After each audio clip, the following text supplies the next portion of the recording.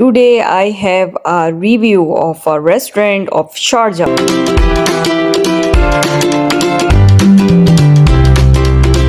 अस्सलाम वालेकुम, सीधा वर्ल्ड विद मारिया से मैं हूँ Maria. Let's start the vlog. हम आए हैं बन्नू बीफ नली पुलाव रेस्टोरेंट में, जो कि शारजा में है। इस रेस्टोरेंट की ख़ास बात यह है कि इसका पुलाव, नली पुलाव बीफ का बहुत मशहूर है।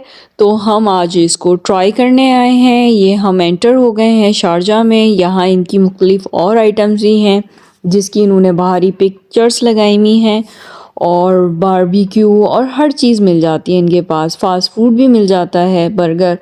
बच्चे अक्सर शौकीन होते हैं बर्गर खाने के। ऊपर जो है फैमिली हॉल है, हम लोग ऊपर चले गए थे और ऊपर जाके हमने ऑर्डर किया।